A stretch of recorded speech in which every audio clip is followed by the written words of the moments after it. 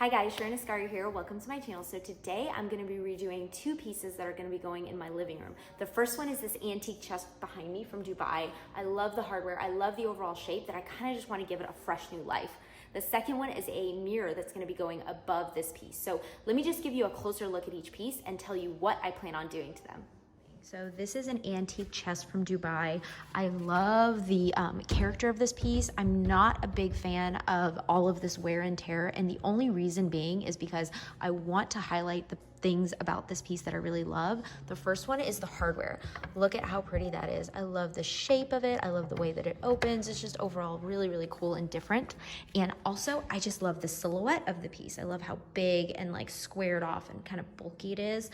So I don't want to mess with those features that I love, but I do think that some of this wear and tear kind of takes away from the hardware and just the overall look of it. So I want to stain this a darker ebony, almost basically a black.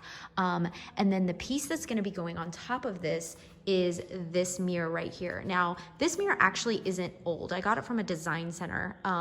But the thing that I do not like about this is the patina. I love the shape. I love the organic feel of it. And I think it's going to be really pretty on top of this piece because this one is so boxy and this one is kind of more organic and kind of feminine.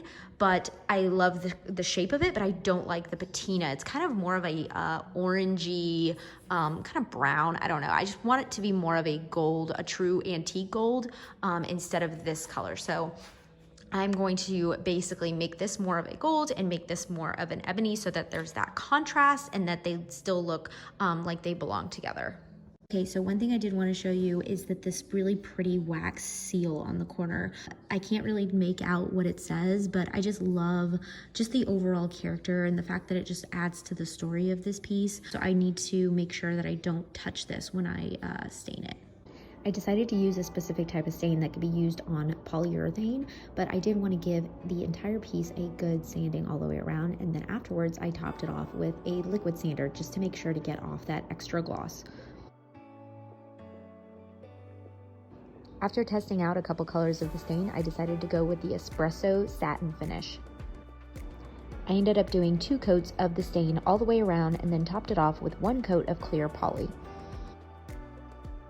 Okay, so this is the stuff I like to use. It really helps shine up any brass that you might have. The trick is you just kind of have to leave it on there a little bit. So I basically kind of just rub it in. Okay, so after a few minutes, you can see that the brass though has like a grayish tint. That's when you know it's ready to be wiped off. So this is what I'm going to try to use on the mirror. I've never actually used this stuff before, but I figured I'd try it. It's called Rub and Buff, and you put it on like a brush or towel, and you just get it on the item. And it's supposed to give you kind of like a waxy metallic finish. So I don't know, we'll try it. I'm going to start with the antique gold just because that's the one I was thinking was gonna work better. And so I just put a little bit on my brush, and then I'm just gonna go through and kind of brush it on. And I don't want to get in all the crevices because I don't want it to look like I spray painted it.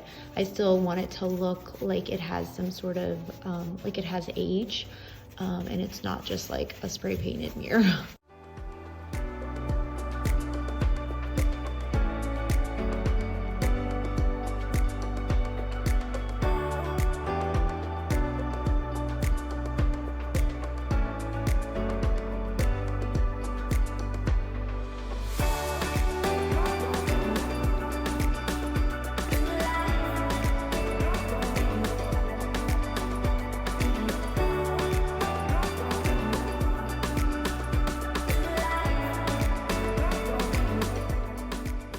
I hope you enjoyed this project. If you did, feel free to give me a thumbs up and subscribe below, and I will see you next time.